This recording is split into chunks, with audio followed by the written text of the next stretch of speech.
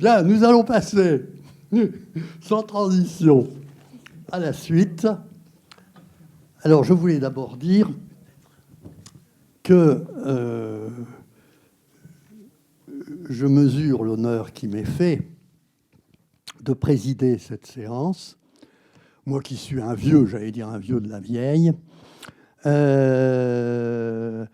et qui est effectivement consacré, dès ma thèse d'ailleurs, une grande partie de ma vie professionnelle aux questions d'éducation, puisque ma thèse que j'ai soutenue il y a un petit peu plus de 50 ans maintenant, que j'ai soutenu ma thèse. Et après, j'ai eu la chance d'exercer des fonctions de responsabilité dans le système, notamment de 82 à 87. J'avais une direction dite des affaires générales. On m'avait confié la direction des affaires générales du ministère de l'Éducation nationale, un fourre-tout absolument, où il y avait énormément de choses, dont d'ailleurs la question de l'enseignement privé. Et il y avait aussi une sous-direction des affaires juridiques. Et cette sous-direction des affaires juridiques, après mon départ en 1987, a été transformée en direction des affaires juridiques. Ce qui me montre aussi, si vous voulez, mon grand âge me permet de voir aussi les progrès qui ont été accomplis. Alors, il est sûr que les progrès du droit dans nos sociétés, et même l'envahissement du droit, tout à l'heure on parlait de la formule sur l'état de droit, l'état de droit, le droit a envahi notre société en quelques dizaines d'années, et c'est vrai aussi dans le monde de l'éducation. Et donc, progressivement, nous assistons, et j'en suis ravi pour... je pense que VIP et les jeunes que j'ai entendus à l'instant et qui ont travaillé, qui ont sorti ce dictionnaire, eh bien, montrent, si vous voulez, qu'on a un droit de l'éducation qui est en gestation, vraiment, et qui est en progrès. Il y avait peu de choses, et progressivement, on arrive progressivement à évoluer. Alors, c'est vrai qu'il y a quand même, il faut le dire, depuis un certain temps, et M. Yann Butner est là, donc je cite son livre, le livre qu'il a écrit avec M. Morin, et qui est paru chez Dalloz, vous le connaissez, Le droit de la vie scolaire. Il y a le Code de l'éducation, commenté par notre collègue Marc Deben, ici présent. L'actualité juridique nous offre souvent la possibilité de publier des articles et tout ça. L'AEF, l'Agence Éducation-Formation, alors justement, j'ai à ma gauche ici, je vous le présente, Anthony Taillefer, si vous ne le connaissiez pas. Et Anthony Taillefer, outre le fait qu'il soit professeur à la faculté de droit d'Angers, eh bien, est aussi chroniqueur à l'Agence Éducation-Formation, qui est représentée ici par deux de ses collaboratrices, l'Agence Éducation-Formation, qui publie des chroniques juridiques, tant pour l'enseignement scolaire que pour l'enseignement supérieur. Et donc, on est dans un droit en gestation, et je me félicite, et je félicite vraiment Mme Bertoni et M. Matta Duvigneau pour leur travail, leur ténacité, leur talent, parce que ce dictionnaire de l'éducation marque vraiment le début, à mon avis, d'une ère un peu nouvelle en ce qui concerne le droit d'éducation. J'en ai assez dit.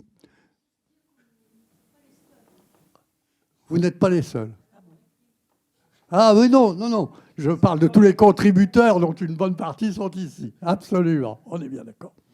Alors, autour de moi, il y a Anthony Taillefer, donc professeur à la faculté de droit d'Angers, qui va intervenir, et Monsieur Rial et Madame Buick-Suan, qui vont intervenir.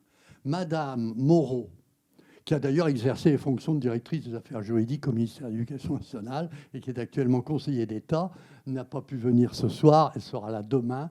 Donc on parlera avec elle de... j'ai pas mes lunettes. L'école obligatoire.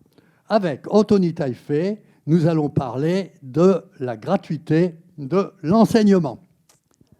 Merci, Monsieur le Président. Merci, cher Bernard. Alors, je voulais remercier Pascal et Raphaël et toute leur équipe pour la qualité à la fois de la manifestation et de leur accueil. Et tout cela est toujours très, très bien organisé, comme d'habitude. Donc, je les remercie bien chaleureusement. Ensuite, le sujet qu'ils m'ont confié, le droit à l'éducation, un droit facilité ou l'école gratuite. Je vais aborder ce sujet avec beaucoup d'humilité, puisque le président de séance, il y a quelques années, a remis au ministre de l'Éducation nationale un rapport sur la gratuité, un rapport remarqué et remarquable. Et donc, je vais m'exprimer sous son regard, son attention. Et il est possible, mais qu'il ne partage pas la conclusion qui sera la mienne. Alors, je voudrais commencer par manier un concept qui me plaît beaucoup, c'est l'esprit de service public.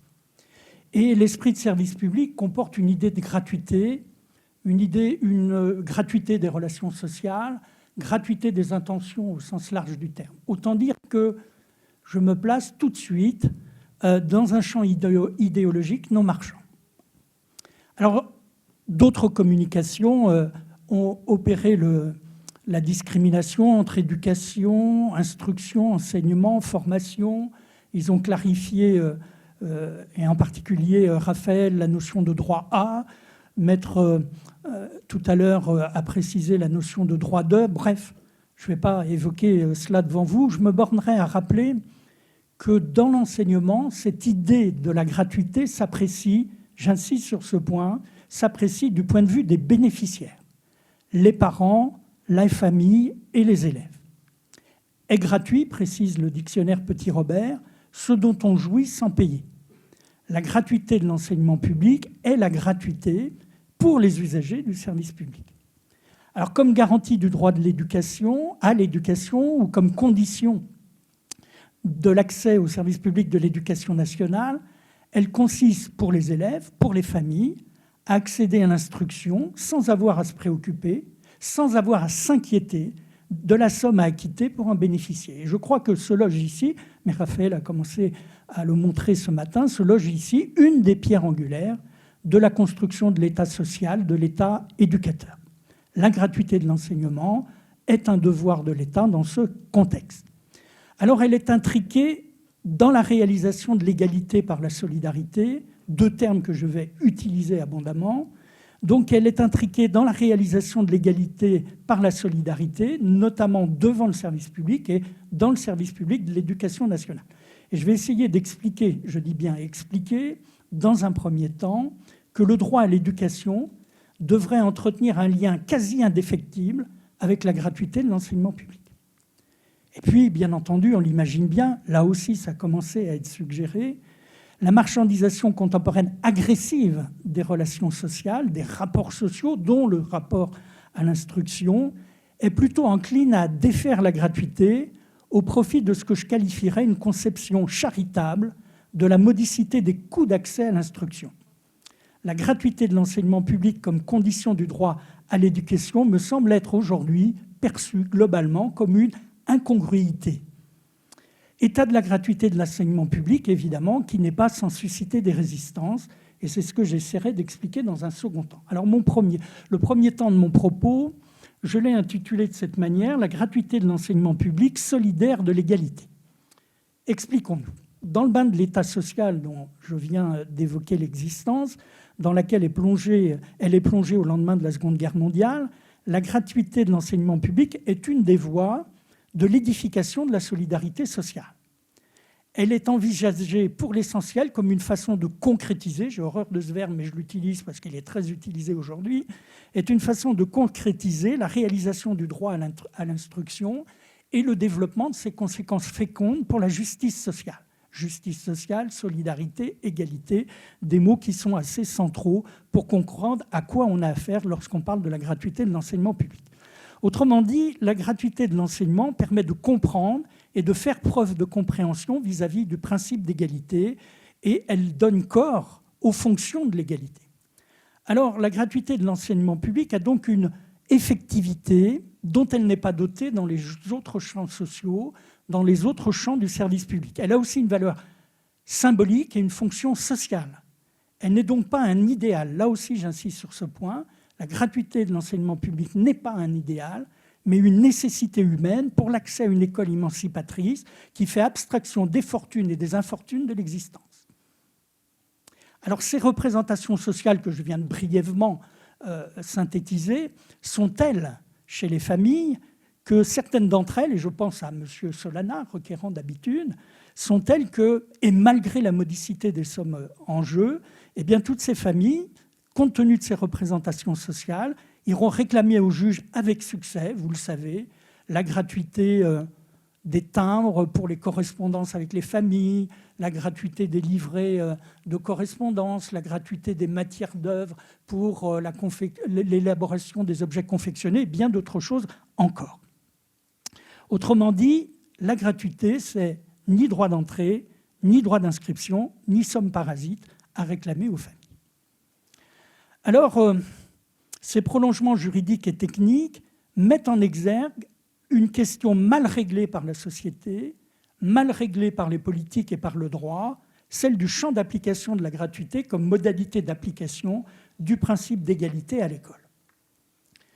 Pourquoi je dis cela ? C'est parce que parfois, enfin en tous les cas, j'ai la conviction que parfois on ne place pas la question de la gratuité de l'enseignement public au bon endroit.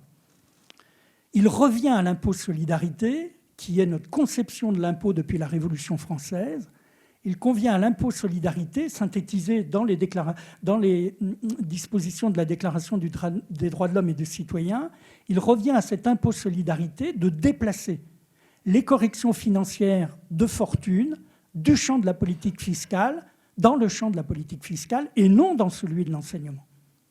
Le financement socialisé, et c'est heureux, rend insensible pour l'élève ce qui se joue en matière de solidarité lorsqu'il rentre à l'école. Alors, cette absence a été comblée à l'école de deux manières qui se sont révélées cumulatives, la chose est bien connue. D'une part, chaque citoyen étant égal dans la détention des droits économiques et sociaux, des droits créances, dont tu as parlé, Raphaël, cette absence de distinction entre les uns et les autres à raison de leurs ressources donne une certaine puissance au principe d'égalité en droit subjectif, droit au pluriel. Et d'autre part, dans l'enseignement public, la gratuité est un principe juridique qui donne corps à la solidarité pour rendre effectif ce principe. C'est dire que la gratuité formalise le devoir de l'État de financer et de permettre l'exercice du droit à l'instruction. Alors, bien entendu, et toutefois, et cependant, cette gratuité autorisant des applications de l'égalité demeure, depuis la fin du XIXe siècle, c'est-à-dire en réalité au début de la Troisième République, et encore aujourd'hui, une lutte périodique, dans la mesure où il revient au droit de définir ce champ d'application. Et là, je serai assez critique vis-à-vis de la jurisprudence du Conseil d'État. La façon discrétionnaire dont il a de circonscrire les contours de l'égalité devant le service public est une voie, à mon avis, de l'affaiblissement du lien gratuité-égalité. La jurisprudence administrative, celle du Conseil constitutionnel après lui, mais désormais avant lui, la jurisprudence administrative ignore l'universalisme du droit à l'éducation, tel que l'envisage le préambule de notre Constitution, de sorte que cette jurisprudence fait échapper des pans entiers de l'enseignement public, de la solidarité sociale, véhiculée notamment par la gratuité. Évidemment, on a tous en tête cet exemple où le Conseil d'État va dire qu'il existe des différences appréciables de situation entre les élèves nationaux de l'enseignement public français et les élèves à l'étranger de ce même enseignement public. Et que tout cela autorise des différences de traitement et que tout cela autorise une onorosité de l'exercice du droit à l'éducation. Pour synthétiser, les droits d'inscription à l'école métropolitaine sont interdits par principe. L'écolage dans les écoles de la République sise à l'étranger serait légal sans que cela nous contrarie le principe d'égalité devant le service public, et même si on a affaire à des élèves de nationalité française. Donc, qu'on le veuille ou non, qu'on le regrette ou non, cette manière qu'ont les juridictions et leurs commentateurs, je suis un peu perfide, participe à l'affaiblissement de la solidarité sociale que permet la gratuité. Je le fais par provocation. Or, il n'y a là, à mon avis, que les prémices d'une quasi-déliaison entre la gratuité et l'égalité comme condition de réalisation du droit à l'instruction, et c'est ce que je vais développer maintenant. Alors, j'ai intitulé ma seconde partie « La lutte contre les inégalités, aide sociale versus gratuité de l'enseignement public ». On n'est pas à un paradoxe près. Donc la gratuité de l'enseignement public, j'ai commencé à le suggérer, ça a été dit tout à l'heure, est de valeur constitutionnelle. Les juges de la rue Montpensier, comme ceux du Palais Royal, s'y réfèrent, parfois pour limiter les choix du législateur et ceux de l'autorité administrative. J'ai évoqué toutes les démarches de M. Solana tout à l'heure. Cependant, ces juges, je viens de le dire, admettent qu'il peut être apporté des dérogations et créer des exceptions. Et le juge administratif, si on explore de près la jurisprudence, use à de nombreuses reprises de la théorie de la loi écran, c'est-à-dire il va présenter la loi de 51, par exemple, pour autoriser les droits d'inscription et écarter le principe constitutionnel de gratuité, de consacrer des prix de prestations scolaires par le service public. Il multiplie tout un ensemble d'interprétations neutralisantes. Conséquence de cela, le lien égalité-gratuité en sort affaibli. Alors pour faire vite, expliquons pourquoi ce comportement. La compétition sociale entre les classes et les groupes sociaux s'est faite plus intense, on l'a observé. Les financements privés, notamment ceux des parents, constituent un avantage comparatif au sens où l'entendent les économistes, c'est le principe de Pareto. Les politiques publiques ne cherchent plus à transformer ce bain, j'allais dire cultuel, peut-être je ne me trompe pas, ce bain culturel et économique, mais à promouvoir l'adaptation à cette société concurrentialiste, si vous acceptez cette expression que je pioche chez les philosophes. D'où il résulte que les actions politiques et éducatives se bornent à réduire la tension entre ce type de société concurrentialiste et le maintien, plus ou moins correct, de la cohésion et des liens sociaux. Autrement dit, l'égalité devant la loi se réduit à une sorte d'égalité des chances devant la concurrence. Mais surtout, cela traduit une conception individualiste, selon laquelle, sommairement, il convient d'évaluer le bénéfice social et économique dont chacun peut tirer du service public de l'éducation, puis de compenser la faiblesse du dit bénéfice obtenu par certaines familles.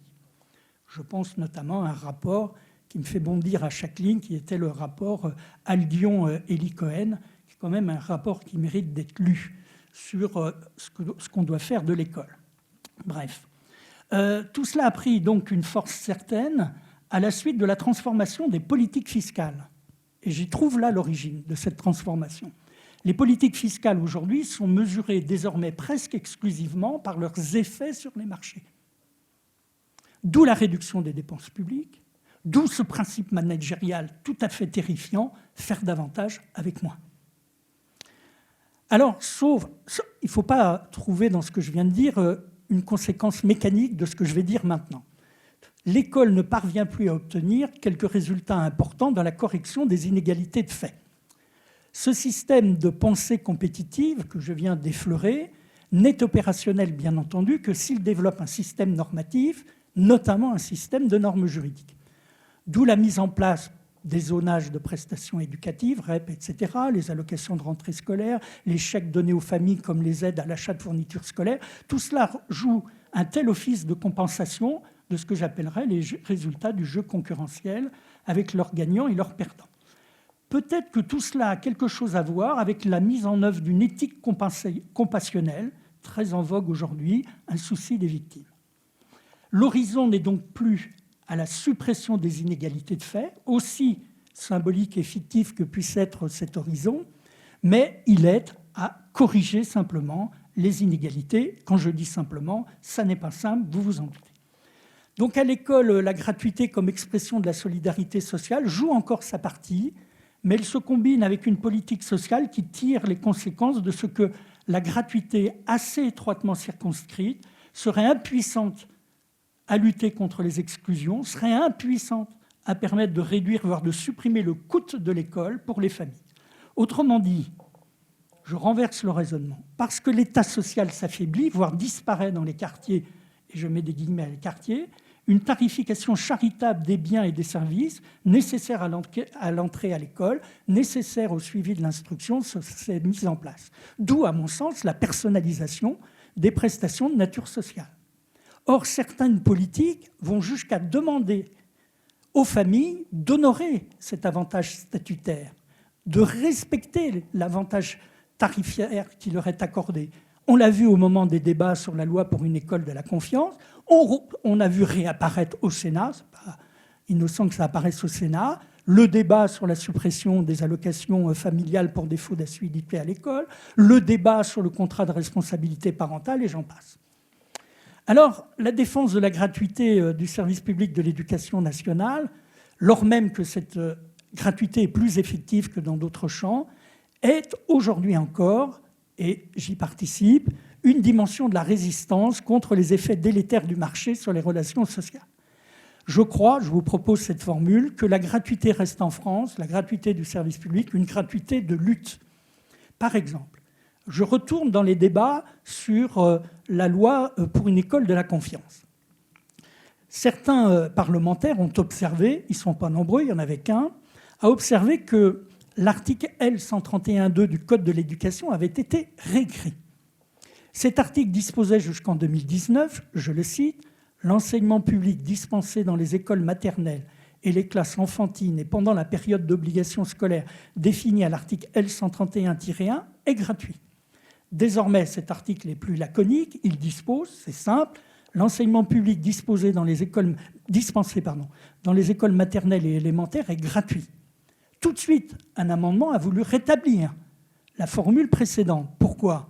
Parce que la crainte d'un certain nombre de parlementaires et de familles est de dire que dès l'instant on va créer de nouveaux établissements, que dès l'instant on va créer de nouveaux parcours scolaires, eh bien, est-ce que la gratuité sera garantie ? Et en particulier, on voit réapparaître périodiquement les fameux établissements publics locaux d'enseignement des savoirs fondamentaux qui effraient les élus locaux, puisqu'évidemment, ça implique la disparition d'un certain nombre d'écoles du premier degré qui vont être regroupées au lieu du collège. Et à ce moment-là, on pense qu'on a un nouveau parcours de formation qui pourrait échapper au principe de gratuité. Je laisse de côté aussi à ma communication écrite le fait de la disparition du terme classe enfantine de cet article. J'espère qu'il n'aura pas de conséquences, puisque la gratuité concerne aussi la formation préélémentaire. Bon, je n'en dis pas davantage, je terminerai de cette manière. En définitive, vous l'aurez peut-être compris, je ne peux pas partager l'idée que l'école gratuite ne parvient pas à corriger les inégalités sociales, pire selon certaines études, qu'elle les aggrave, qu'elle favorise les enfants des familles aisées. Alors, des politiques déduisent de cette étude, je pense notamment à un article de M. Alain Minc, visiteur du soir du président de la République, je ferme la parenthèse, donc des politiques, oui, de plusieurs présidents, des politiques en déduisent, donc compte tenu de cette absence de résultats dans la correction des inégalités, qu'il faudrait rendre payant l'accès à ce service public et faire grâce, c'est la formule que j'utilise, faire grâce d'allocations aux élèves et aux étudiants des familles dites défavorisées. Alors espérons que cette transformation charitable n'est pas préparée par un impôt qui est devenu de fait régressif et donc insuffisant à financer le droit créance qu'est le droit à l'instruction. Finissons par une utopie. Plutôt que d'éradiquer la gratuité de l'enseignement public ou de l'atrophier, il est préférable de maintenir la solidarité sociale par une politique fiscale vigoureusement redistributive, et à mon avis, elle va le redevenir. Parce qu'avec tout ce qu'on a à financer, on va augmenter de façon assez drastique les impôts, c'est inévitable. L'exubérance actuelle des inégalités sociales, compte tenu de cette politique fiscale vigoureusement redistributive, pourrait rester à la porte des écoles grâce à un financement suffisant et un personnel nombreux et qualifié. Alors on va me dire, tu es utopique, mais j'ajoute immédiatement. Je crois qu'il ne faut pas confondre le ressac de la gratuité de l'enseignement public avec une vague de fonds. Même les économistes, pourtant inaptes à penser les rapports sociaux en dehors du marché, même les économistes développent un concept de système d'éducation par répartition, comme il existerait une retraite par répartition, opposée à la retraite par capitalisation. Et c'est ce système d'éducation par répartition dont je parlerai demain.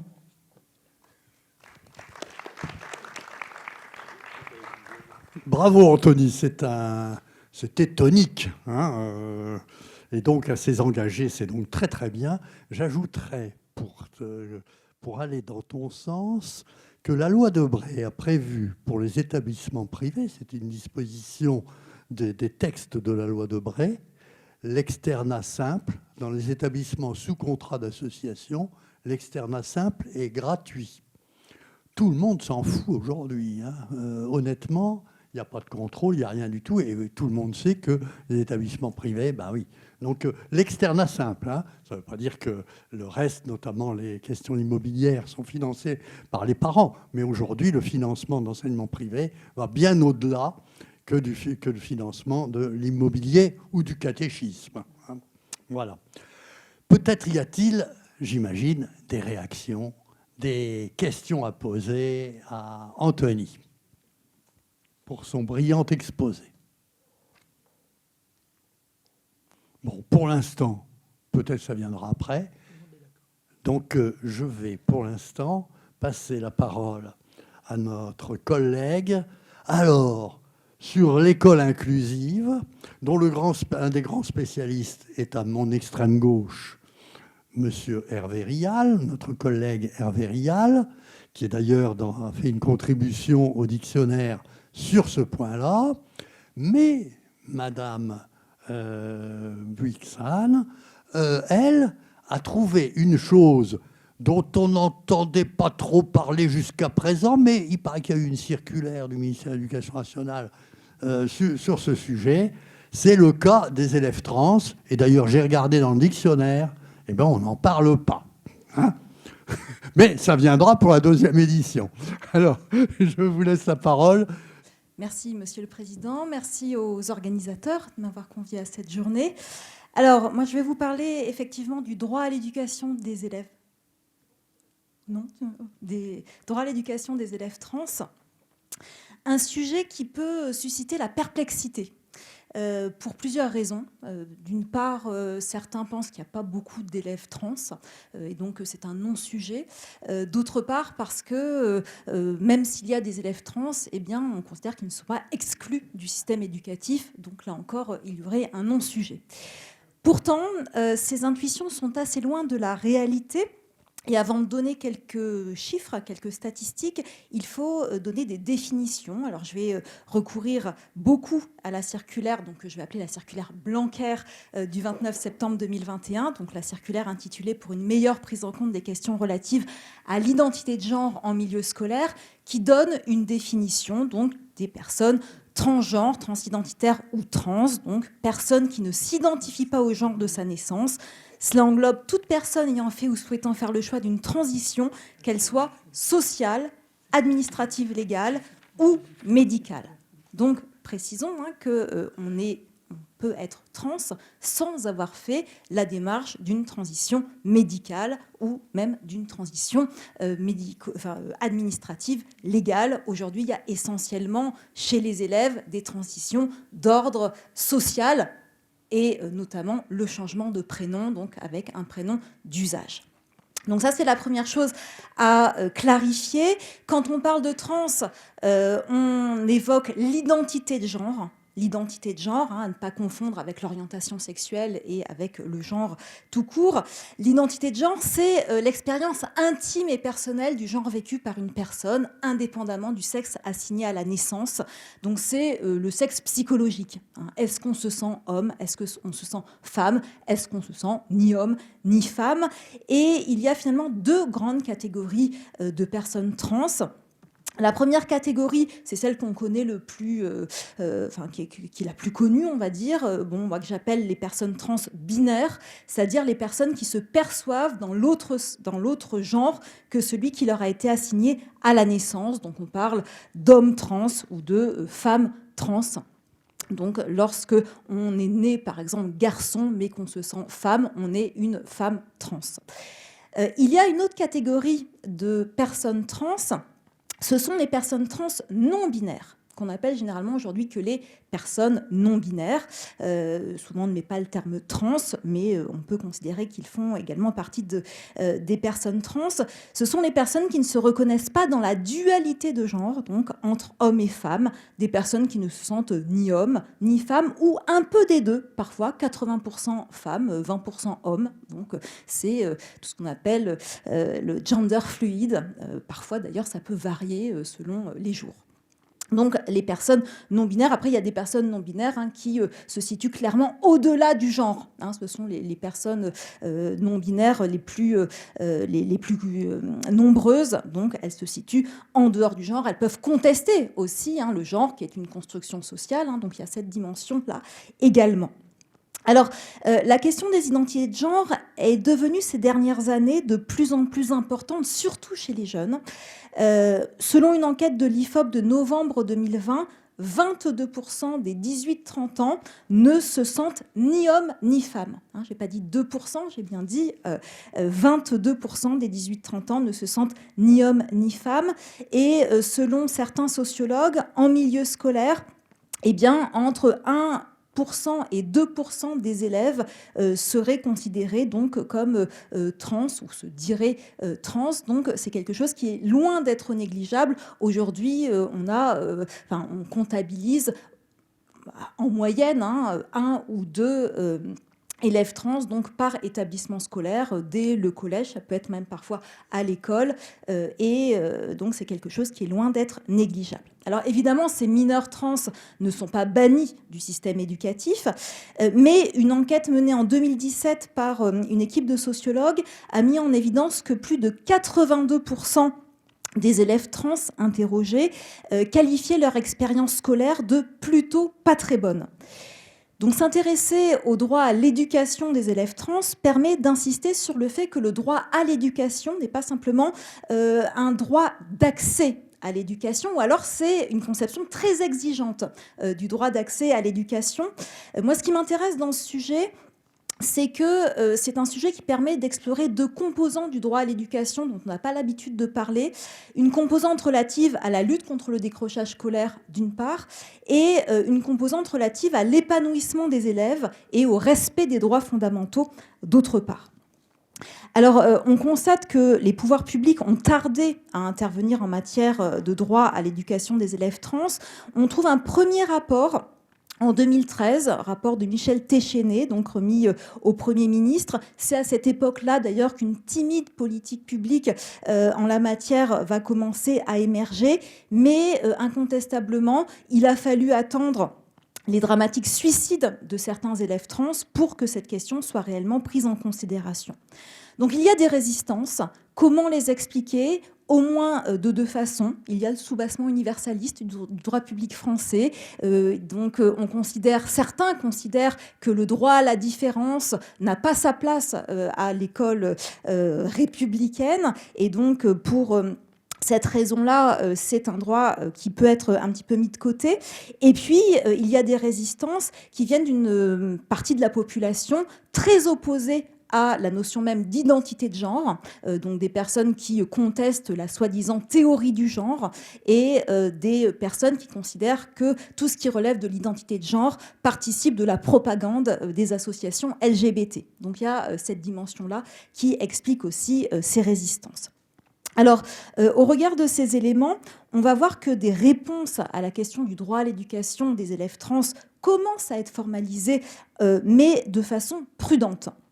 Alors, le droit à l'éducation des élèves trans a bien été récemment saisi par le droit français à travers de différents dispositifs qui relèvent, à mon sens, de 2 logiques différentes, pas des logiques opposées, mais des logiques complémentaires. Il y a des dispositifs qui relèvent tout d'abord d'un volet protecteur, qui conçoit l'élève trans avant tout comme une victime ou une potentielle victime. C'est ce qu'on va voir dans un premier temps. Et puis, il y a un volet complémentaire qui conçoit les élèves trans comme des êtres humains qu'il faut reconnaître dans leurs particularités. Donc là, c'est une logique de reconnaissance, un volet récognitif qui donc commence à être prise en considération. C'est ce qu'on va voir dans une deuxième partie. Alors, pour commencer, le droit à l'éducation des élèves trans à travers leur protection, c'est le premier volet, ce volet protecteur qui participe de la lutte contre le décrochage scolaire lié à des actes de harcèlement ou de discrimination. Alors, la circulaire Blanquer indique expressément que la première responsabilité des personnels d'une école ou d'un établissement scolaire vis-à-vis d'une ou d'un élève transgenre est de protéger sa santé, sa sécurité et son droit à l'éducation. Donc on est en plein dans le sujet du colloque, son droit à l'éducation. Alors ce volet protecteur repose sur l'idée que les élèves trans relèvent de la catégorie des élèves vulnérables, particulièrement vulnérables. Dans la circulaire que je cite encore, il est dit qu'à l'instar de tous les élèves présentant des facteurs de vulnérabilité, les élèves transgenres sont particulièrement exposés au risque de harcèlement et de cyberharcèlement. Ils sont également fréquemment victimes au sein des établissements scolaires de propos et de violences transphobes émanant d'élèves comme d'adultes. Ce volet protecteur passe donc par deux, on va dire, politiques différentes, mais étroitement liées. Il y a tout ce qui relève de la lutte contre le harcèlement scolaire. Et puis, on le verra ensuite, cela passe aussi par l'interdiction des actes et propos transphobes.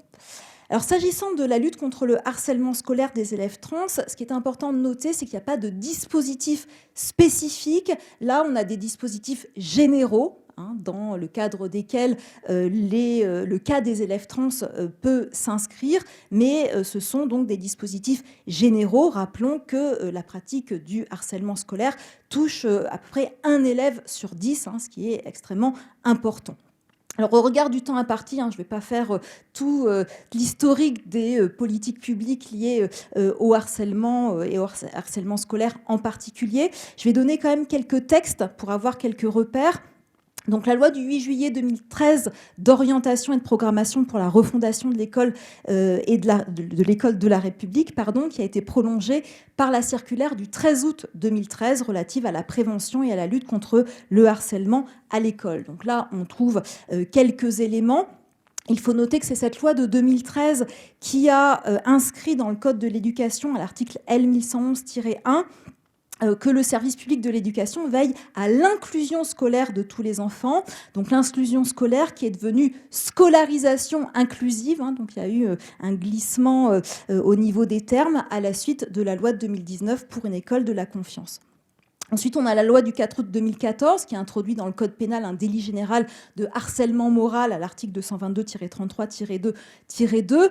Alors là, ce n'est pas du tout spécifique à l'école, mais la lutte contre le harcèlement scolaire pouvait se fonder sur ce délit. Malgré cela, le nombre d'élèves harcelés n'a pas faibli et c'est la raison pour laquelle le ministère de l'Éducation nationale a mis en place en 2018 le programme phare, donc programme de lutte contre le harcèlement à l'école, donc d'abord en 2018 à titre expérimental dans 6 académies, et puis ça a été généralisé à la rentrée 2021. En lien direct avec le droit à l'éducation, on doit également noter que le droit à une scolarité sans harcèlement a été introduit par voie d'amendement dans la loi de 2019 pour une école de la confiance. Donc on peut rappeler que l'article L511-3-1 du Code de l'éducation, à la suite de cette loi, disposait qu'aucun élève ne doit subir de la part d'autres élèves des faits de harcèlement ayant pour objet ou pour effet une dégradation de ses conditions d'apprentissage susceptible de porter atteinte à ses droits et à sa dignité ou d'altérer sa santé physique ou mentale. Et ce qu'il faut rappeler, c'est que le tribunal administratif de Melun, dans une ordonnance de 2021, du 7 mai 2021, a considéré que le droit pour un élève de ne pas être soumis à un harcèlement moral de la part d'autres élèves constitue une liberté fondamentale au sens des dispositions de l'article L521 du Code de justice administrative. Donc malgré cela, on a constaté l'insuffisante efficacité de ces dispositifs. Vous le savez, il fallait quand même que j'en parle un petit peu, le législateur est intervenu récemment avec la loi du 2 mars 2022 visant à combattre le harcèlement scolaire. Donc je ne vais pas vous lire tout l'article L111-6 du Code de l'éducation. Mais ce que l'on peut noter, c'est que le droit à une scolarité sans harcèlement donc, figure aujourd'hui à l'article L111-6. Ce qu'il faut indiquer également, c'est que la notion de harcèlement scolaire a été élargie aux propos ou comportements commis au sein de l'établissement d'enseignement ou en marge de la vie scolaire et ne concerne plus simplement les actes d'élèves.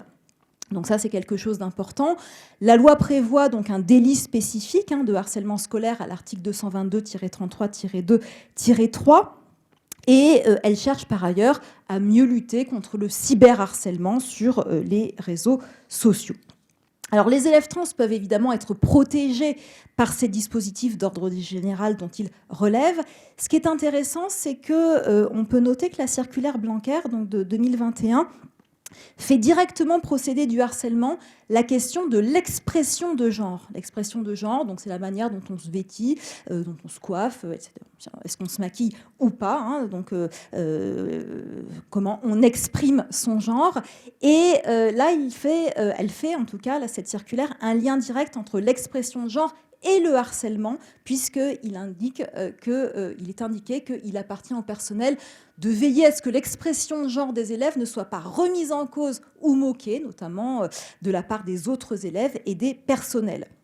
Les mesures contre le harcèlement et le cyberharcèlement du programme phare s'appliquent particulièrement à ce type de situation. Et donc, un élève qui est garçon à l'état civil doit pouvoir porter une robe ou se maquiller si tel est son souhait. Autrement, on peut considérer que ça relève d'une forme de harcèlement.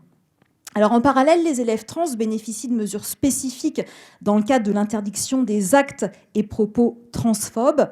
En ce qui concerne cette dimension, donc, elle est apparue exactement en fait, au même moment que le début de la politique de lutte contre le harcèlement scolaire. Donc on est au début des années 2010 et particulièrement en 2013.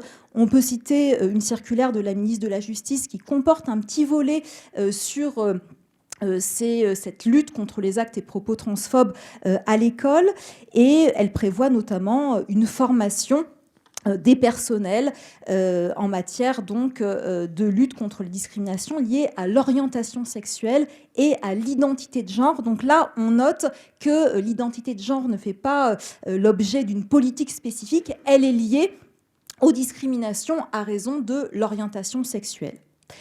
Ce qu'il faut indiquer, c'est que s'agissant de l'identité de genre, en particulier, différents textes en 2016, en 2017 ont prohibé les discriminations donc fondées sur l'identité de genre. Donc il y a les deux lois très importantes, loi du 18 novembre 2016 et loi du 27 janvier 2017, mais qui ne sont pas propres à l'éducation. Pour ce qui est de l'éducation, en 2019, le ministère de l'Éducation nationale a lancé la campagne nationale Lutter contre l'homophobie et la transphobie à l'école. Un guide a été diffusé auprès des personnels, donc prévention de l'homophobie et de la transphobie dans les collèges et lycées. Et il est question notamment de la campagne Tous égaux, tous alliés. Donc, je vous ai indiqué l'affiche que l'on peut trouver aujourd'hui dans les collèges ou dans les lycées, donc pour lutter contre les propos transphobes ou homophobes. Là encore, on lit les deux et on n'a pas cherché à lutter uniquement contre la transphobie. Alors, ces dispositifs sont plus ou moins bien accueillis. Il y a des personnels enseignants qui considèrent que, est-ce qu'on n'est pas déjà un petit peu dans la propagande et est-ce que ce ne sont pas les associations LGBT qui intègrent les établissements scolaires. Donc, il y a des parents aussi qui ne sont pas très à l'aise avec ce type d'affiches. Après, moi, ce que je trouve intéressant, c'est en termes de qualification de discrimination, qu'est-ce que l'on qualifie de discrimination homophobe ou transphobe? Donc là, on se réfère à l'identité de genre dans notre propos. Et on peut se référer à une recommandation générale du Défenseur des droits de juin 2020, qui indique que tout agissement lié à l'identité de genre subi par une personne ayant pour objet ou pour effet de porter atteinte à sa dignité ou de créer un environnement intimidant, hostile, dégradant, humiliant ou offensant caractérise une discrimination prohibée au sens de la loi du 27 mai 2008. Donc là, la question la plus fréquente, c'est de savoir que faire quand un élève demande à des professeurs de l'appeler par un autre nom, donc un prénom d'usage qu'il ou elle a choisi. Alors, jusqu'à récemment, on n'avait pas tellement de réponses. Le législateur, en tout cas, il y a eu un amendement qui a été proposé en 2019, amendement déposé donc par messieurs Gérard, Carlogo et madame Vansenbroek, qui donc consistait à introduire un article L111-3-1 dans le Code de l'éducation qui aurait été formulé de la façon suivante: les personnels de la communauté éducative veillent à respecter et faciliter l'usage du prénom et du pronom, donc il, elle, il, choisis par les élèves au regard de leur identité de genre. Donc amendement qui a été rejeté. Donc on voit bien qu'il y a quand même des résistances. Mais la circulaire Blanquer, donc du 29 septembre 2021, a cherché à apporter des réponses et donc à intégrer un autre volet, donc pas uniquement protecteur, mais plus respectueux, on va dire tout simplement, de l'identité de genre. Donc c'est le deuxième volet, le droit à l'éducation des élèves trans à travers leur reconnaissance. Alors ces deux volets sont vraiment liés, ils ne sont pas du tout antinomiques, mais ils relèvent d'une logique différente, puisque dans le cadre de ce deuxième volet, le droit ne se contente pas de protéger les élèves trans, il cherche à ce qu'ils puissent réellement s'épanouir en vivant en adéquation avec leur identité de genre. Alors, c'est une logique différente qui n'est pas forcément bien accueillie par certains professeurs ou par certaines familles. Mais ce que dit la circulaire, c'est qu'une mauvaise prise en compte de la transidentité d'un ou d'une élève peut rapidement provoquer le développement d'une phobie scolaire et conduire à une situation de décrochage. Donc on est en plein dans le sujet du droit à l'éducation. Ce second volet permet par ailleurs à ces élèves de voir leurs différences respectées, conformément à l'article L111-1 du Code de l'éducation, qui indique notamment le service public de l'éducation fait acquérir à tous les élèves le respect de l'égale dignité des êtres humains. Et par ailleurs, il est dit également que le droit à l'éducation est garanti à chacun afin de lui permettre de développer sa personnalité. Alors, ce droit à l'éducation, donc à travers la reconnaissance des élèves trans, passe par deux aspects. La prise en considération de l'identité de genre des élèves trans sur la base de la libre détermination. Et par ailleurs, on le verra rapidement, cela passe également par un certain nombre d'aménagements. Donc la question principale, c'est celle que j'ai posée préalablement. Que faire quand un élève souhaite se faire appeler par un autre prénom que celui qui figure sur l'état civil ? Donc aucune réponse juridique n'était apportée avant la circulaire Blanquer. Et dans les faits, les pratiques étaient disparates selon les établissements scolaires. Dans certains établissements, on faisait preuve de souplesse et le prénom d'usage était utilisé pour faire l'appel, parfois sur la carte de cantine également. Dans d'autres établissements, ceci était fait uniquement avec l'accord des parents et parfois on exigeait un certificat médical. Et dans d'autres établissements encore, on considérait que ce n'était possible uniquement lorsque le prénom avait été préalablement modifié à l'état civil. Donc des pratiques très disparates. Alors là, il faut rappeler qu'en France, la procédure de changement de la mention de sexe à l'état civil n'est en principe pas ouverte aux mineurs. En tout cas, elle est ouverte aux mineurs émancipés et aux majeurs. En revanche, le changement de prénom, je me dépêche, le changement de prénom à l'état civil d'un mineur est possible, mais uniquement avec l'accord des titulaires de l'autorité parentale. Or, le collectif Éducation contre les LGBT-phobies a alerté sur le fait que les directives données par les services juridiques de certains rectorats aux chefs d'établissement étaient de sanctionner les professeurs qui avaient recours au prénom d'usage ou au pronom donc choisi par l'enfant. Donc la circulaire Blanquer a cherché à clarifier le droit en la matière en exigeant la prise en compte du prénom d'usage et donc de l'identité de genre des élèves trans, sans que cela ne soit conditionné à la production d'un certificat ou d'un diagnostic médical ou à l'obligation d'un rendez-vous avec un personnel de santé. Donc, ce que dit la circulaire, c'est qu'il y a une obligation pour le personnel de respecter le libre choix de l'élève en veillant à ne pas créer de situation irréversible qui serait en contradiction avec cette liberté. Et il est indiqué que les enseignants ont le devoir d'accompagner les jeunes, de faire preuve à leur endroit de la plus grande bienveillance, de leur laisser la possibilité d'explorer une variété de cheminements sans les stigmatiser ou les enfermer dans l'une ou l'autre voie. Alors, ce qu'il faut bien indiquer, c'est que la circulaire impose au personnel de l'établissement l'emploi du prénom d'usage choisi par l'élève dès lors que les deux parents ont donné leur accord. Dans cette hypothèse, eh bien, pour aller vite, concrètement, que fait-on ? L'établissement scolaire substitue le prénom d'usage de manière cohérente et simultanée dans tous les documents qui relèvent de l'organisation interne. Mais ce qui est bien indiqué, c'est qu'en revanche, la prise en compte du contrôle continu pour les épreuves de certains diplômes nationaux, comme le brevet, implique que seul le prénom inscrit à l'état civil soit pris en compte dans les systèmes d'information organisant le suivi de notation des élèves. Et elle précise bien à plusieurs reprises qu'en tout état de cause, l'établissement ne peut opérer un tel aménagement sans l'accord des représentants légaux, donc des deux représentants légaux.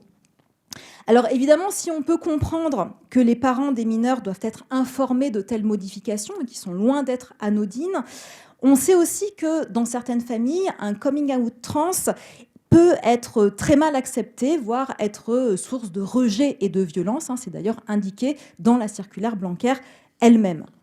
Et donc, pour éviter de telles conséquences, une première version de la circulaire qui a largement été rédigée par des associations de défense LGBT autorisait le changement de prénom, le prénom d'usage, sans l'accord des deux parents, mais le ministre de l'Éducation nationale s'y est fermement opposé.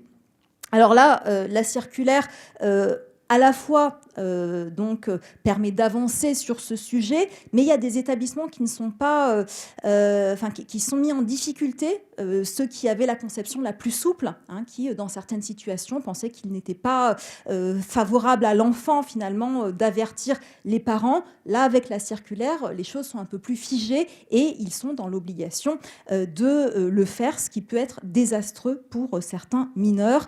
Il aurait peut-être été plus judicieux de raisonner par tranche d'âge. Pourquoi finalement faire la même chose à 6 ans qu'à 17 ans, on aurait peut-être pu trouver des voies intermédiaires. Donc, je me dépêche parce que je crois que j'ai largement dépassé le temps, mais ce que je voulais juste indiquer en 2 mots, c'est qu'en parallèle de ces aspects, il y a également des aspects encore plus pratiques, qui consistent à mettre en place certains aménagements. Alors certains vont parler d'accommodement raisonnable, peut-être aussi avec une connotation péjorative. Cela concerne surtout ce que l'on appelle l'usage des espaces d'intimité. Donc toilettes, vestiaires, dortoirs.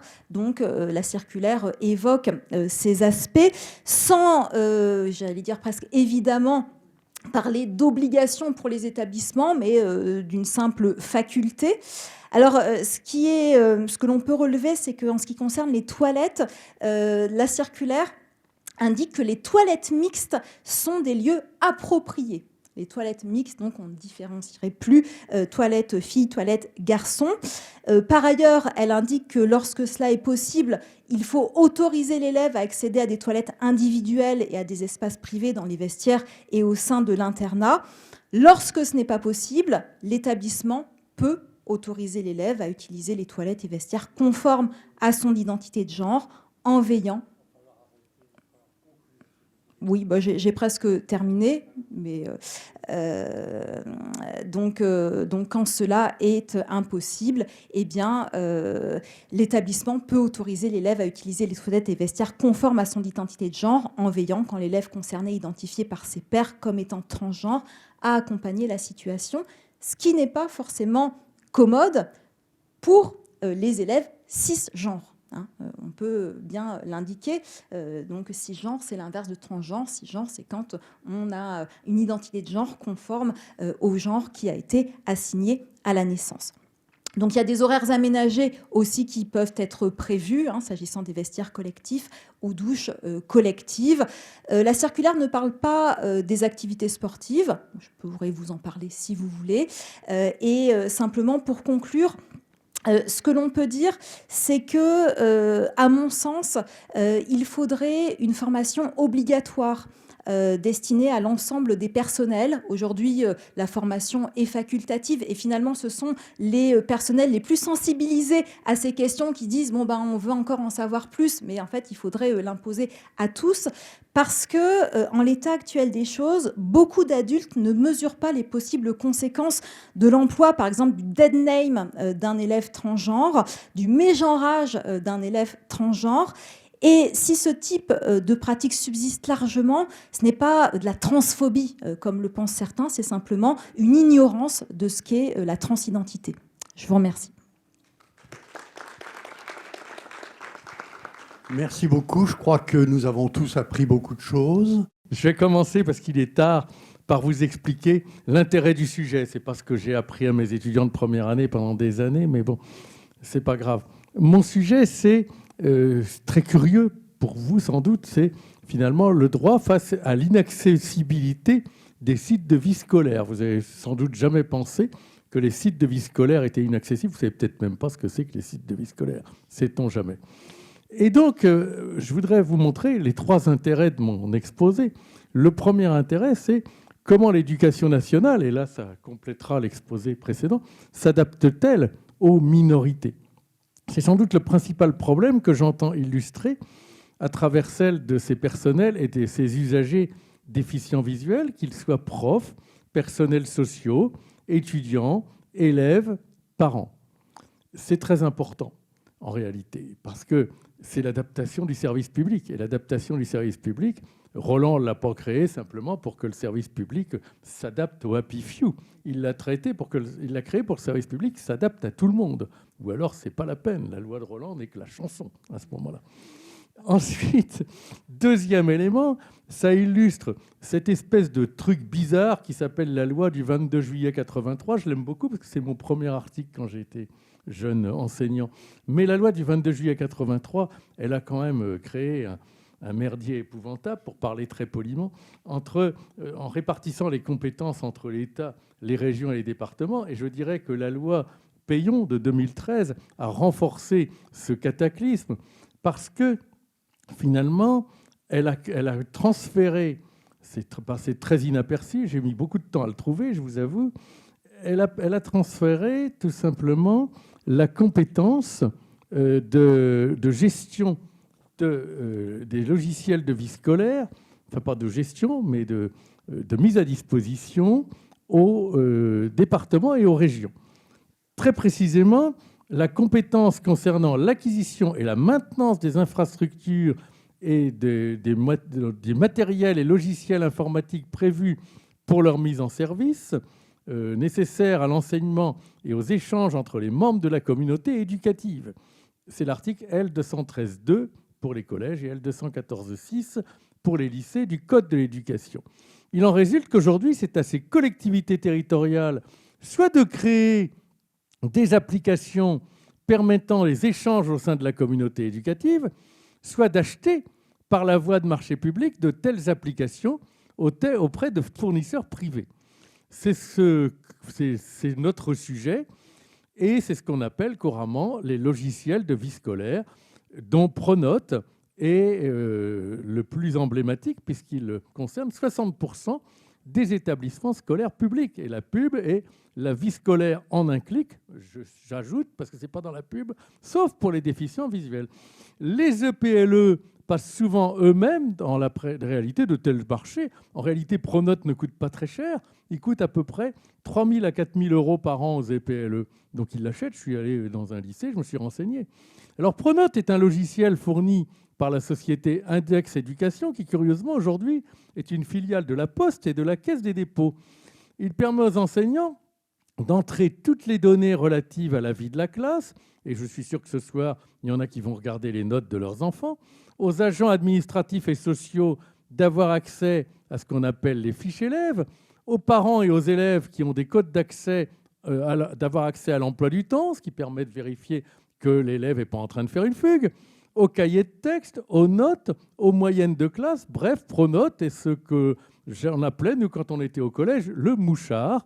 Le mouchard, c'était le cahier de notes où les profs mettaient leurs notes dans la classe et de temps en temps, le directeur regardait le mouchard et c'est un accident, cette composition. Bon, d'accord. Alors, c'est un outil indispensable à ce qu'on appelle aujourd'hui l'ENT, c'est-à-dire, en jargon non initial, l'environnement numérique de travail, et c'est devenu un élément incontournable de l'enseignement au quotidien. Le Covid a d'ailleurs amplifié son utilisation par les familles pour connaître le travail à faire par les élèves dans ce qu'il est convenu d'appeler, d'une drôle de formule, l'école à la maison, qu'on a appelé la continuité pédagogique dans les circonstances particulières. Alors toute la vie scolaire en un clic, sauf, je vous le disais, pour les déficients visuels, qu'ils soient personnels, c'est-à-dire enseignants, agents administratifs, agents sociaux, et il y en a, parents, élèves. Bel exemple d'école inclusive, dira-t-on. Les enseignants n'ont plus été en mesure de remplir les cahiers de texte que faisaient leurs assistants. Un agent social a expliqué sur BFM qu'elle ne pouvait pas savoir la cause de l'absence d'élèves car ce sont des codes couleurs. Autrement dit, on ne sait pas si l'élève est malade, fugueur, etc. Impossibilité pour elle de consulter seule le dossier d'un élève, ce qui n'est pas pratique pour un agent social. Les parents d'élèves déficients visuels, eux, ont expliqué, toujours sur BFM et sur France Inter, qu'ils ne peuvent contrôler les notes de leurs enfants ce qui est pour le moins discriminatoire. Et un parent a avoué que c'était ses enfants qui lui lisaient ses notes, ce qui effectivement peut permettre d'en zapper quelques-unes. Et puis des études d'accessibilité effectuées à Angers notamment ont attesté de cette inaccessibilité. J'ajoute que les gens qui ont leurs enfants dans le privé ont la chance d'avoir École Directe qui, lui, bizarrement, est accessible. Vous allez sur Pronoft, vous remarquez déjà qu'il ne produit pas de déclaration d'accessibilité. Remarquez, j'ai cherché celle de l'UVSQ, j'ai eu du mal à la trouver, j'ai rien compris ce qu'il y avait dedans. Mais bon, cette inaccessibilité est une violation de nombreux textes.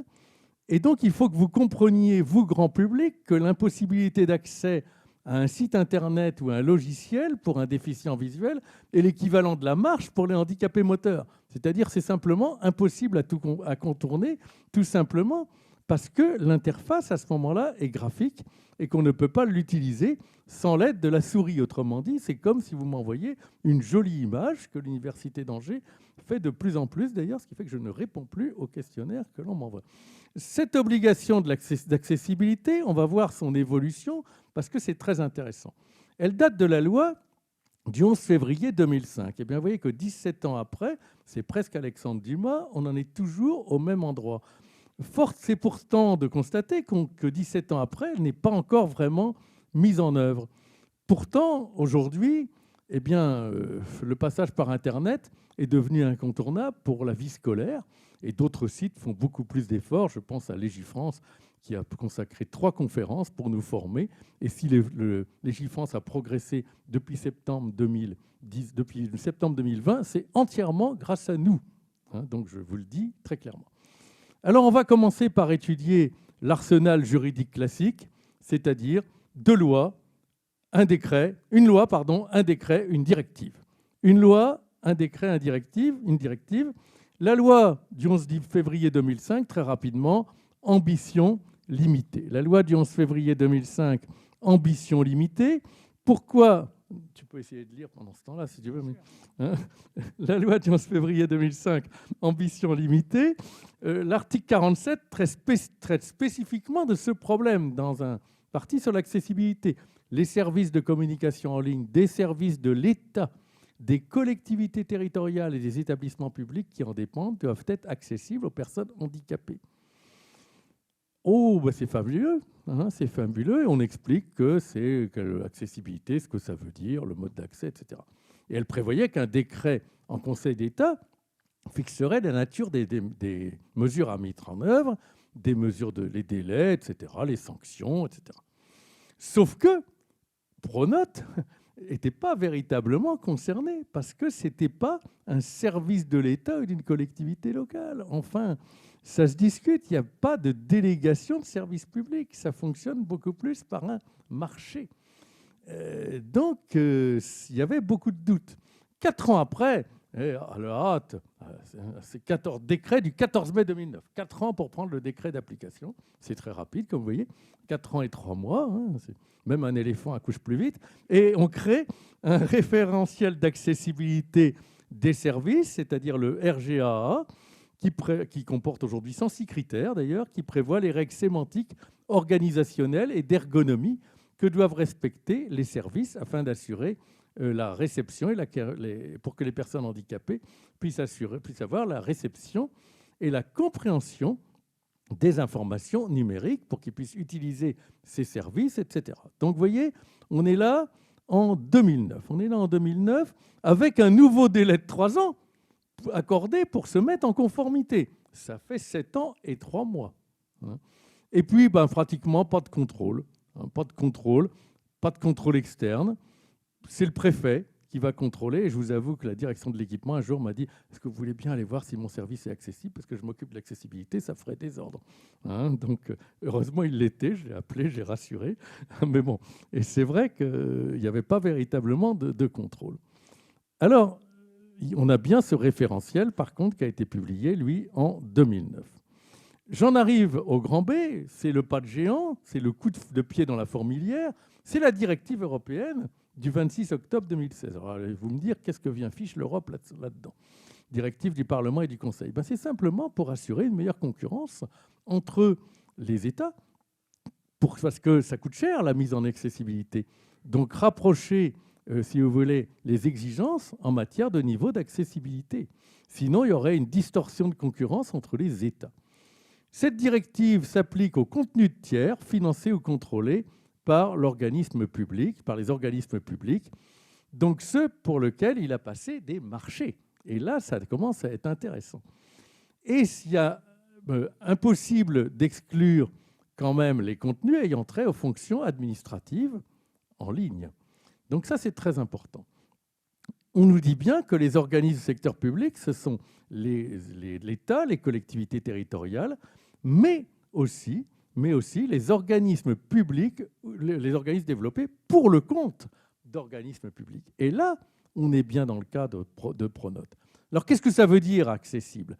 Ça veut dire pour l'Europe perceptible, c'est-à-dire qu'on puisse comprendre, utilisable, tant qu'à faire, compréhensible et robuste. Robuste, ça veut dire que ça ne doit pas se planter tout le temps et tomber en panne sans cesse. Alors évidemment, il y a une limite. Il ne faut pas que le respect de ces exigences impose une charge disproportionnée aux organismes du secteur public. Ça, c'est le bilan coût-avantage qui nous est cher depuis l'arrêt Villeneuve-Est. Alors qu'est-ce que c'est que ces mesures? C'est d'abord cette fameuse déclaration d'accessibilité, dans un format accessible quand même, publiée sur la page d'accueil du site Internet, avec une explication sur le contenu non accessible et les raisons de cette inaccessibilité. Là, ça montre du doigt ce qui n'est pas accessible. Sur Légifrance, par exemple, les très vieux textes ne le sont pas. Mais ça, la DILA nous l'a clairement expliqué. Contrôle aussi de la conformité des sites Internet et des applications mobiles des organismes du secteur public également, avec les exigences énoncées en matière d'accessibilité. Et puis, les États membres veillent à ce qu'il soit recouru à une procédure adéquate et efficace permettant d'assurer le respect des dispositions et notamment un médiateur. Mais aucune sanction n'était prévue dans cette directive. C'était aux États de les prévoir. Cette directive, elle est globalement applicable depuis 2019, délai de transposition de quasiment 3 ans, septembre 2019, ce qui paraît assez normal. Alors évidemment, cette directive, il a bien fallu la transposer. J'en arrive à ma deuxième partie.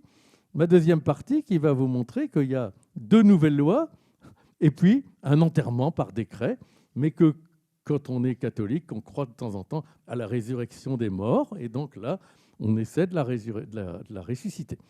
Alors, la loi d'abord du 7 octobre 2016, c'est la loi Liberté numérique, article 106, bien au milieu d'un tas de trucs, qui prévoit que l'accessibilité est étendue aux organismes délégataires de services publics, mais pas encore au marché public. Ce n'est pas encore véritablement une règle prévue. Et puis, par contre, cette loi prévoit, et ça c'est très intéressant, l'élaboration d'un schéma pluriannuel de mise en accessibilité des services de communication, décliné en plan d'action annuel, tout ce que Pronote ne possède pas. Et est prévue une sanction administrative en cas de non-respect. Et puis, décisif, c'est la loi LCPA, liberté de choisir LCAP, liberté de choisir son activité professionnelle, du 5 septembre 2018. Là aussi, un truc qui transpose la directive, c'est un article 80, comme ça, au milieu de nulle part, qui réécrit entièrement l'article 47 en l'étendant à une nouvelle catégorie de personnes de droit privé. Alors là, je ne connaissais pas ça. Ce sont les personnes morales de droit privé pour satisfaire des besoins d'intérêt général. C'est le cas d'index éducation. La vie scolaire, c'est le besoin d'intérêt général, il me semble. Ayant un caractère autre qu'industriel et commercial, c'est le cas aussi. On est dans un spa dans l'éducation nationale, ou alors il est temps que je prenne ma 2e retraite, et dont l'activité est financée majoritairement par une ou plusieurs personnes publiques. Ce n'est pas les parents qui payent Pronote.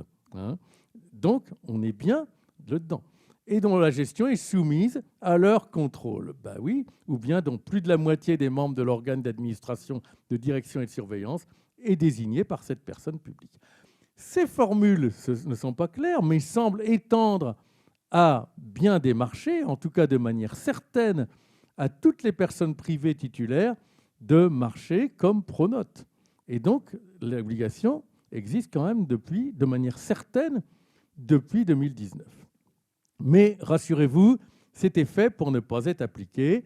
Donc on a un enterrement par décret, et on va voir comment, par une action militante, et là je rejoins tout à fait maître l'avocat de tout à l'heure, par une action militante, on peut obtenir beaucoup de choses. Alors on a un décret du 24 juillet 2019 relatif à l'accessibilité aux personnes handicapées des services de communication au public en ligne. Ouf, Alors, déjà, pour les établissements privés, 250 millions d'euros. Zut, Pronote, ça ne s'applique pas. 21 millions d'euros de chiffre d'affaires, c'est pas beaucoup. Des exclusions qui sont opérées, les cartes en ligne, les contenus de tiers qui ne sont ni financés ni développés par l'organisme concerné, ce sont les liens qui sont sur les sites, et les archives. L'article 4 définit la charge disproportionnée, mais là je passe, je pourrais y revenir. On est en plein dans le bilan coût-avantage. Ce que je voudrais vous montrer, c'est comment on va sanctionner ce non-respect. Comment on va sanctionner ce non-respect. Et là, on est un peu déçu du voyage. Bon, certes, il y a des formations, mais la sanction et le suivi. Eh bien, la compétence de sanction n'appartient pas à un médiateur ou à une autorité indépendante, la CNIL ou autre chose, mais au ministre chargé des personnes handicapées, c'est-à-dire actuellement Damien Abad, jusqu'en mai, Sophie Cluzel. Ce choix est discutable. On aurait préféré peut-être le ministre chargé du numérique ou la ministre de la transformation de la fonction publique qui va bientôt laisser la place. Mais bon, n'empêche que c'est la secrétaire d'État chargée des personnes handicapées. Alors, procédure très curieuse. Ça ne va pas tout de suite être la sanction.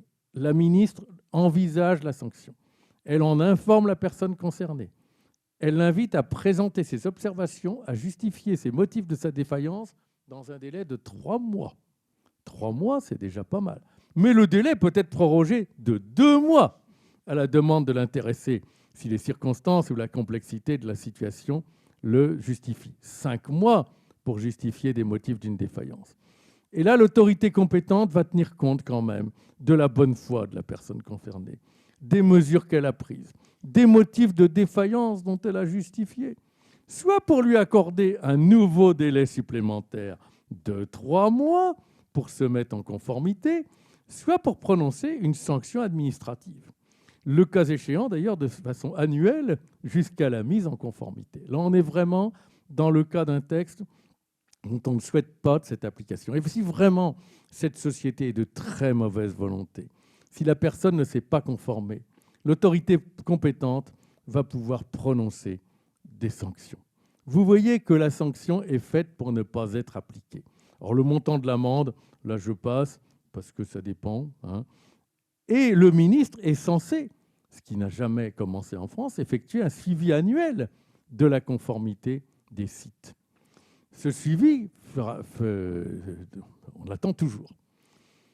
Alors, qu'est-ce qu'on peut faire face à ça? Qu'est-ce qu'on peut faire face à cela? Je dirais qu'on s'est attaqué, nous, au cas emblématique de Pronote, l'association APIDV, accompagner, promouvoir, intégrer les déficients visuels, dans laquelle j'ai des responsabilités. On avait 3 voies possibles.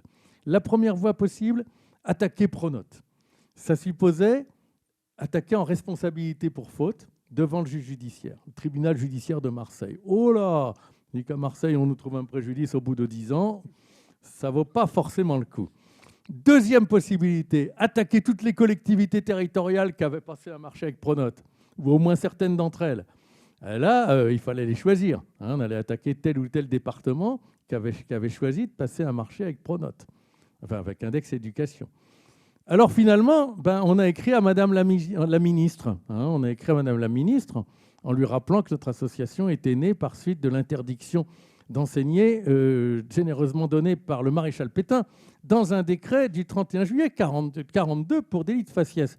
On a donc écrit à la Première ministre, à la ministre des Personnes handicapées en juin, qui nous a répondu une lettre magnifique en disant « mais c'est dommage, mais je ne suis pas compétente ». c'était en 2021, pardon. Et alors que le décret lui donnait compétence.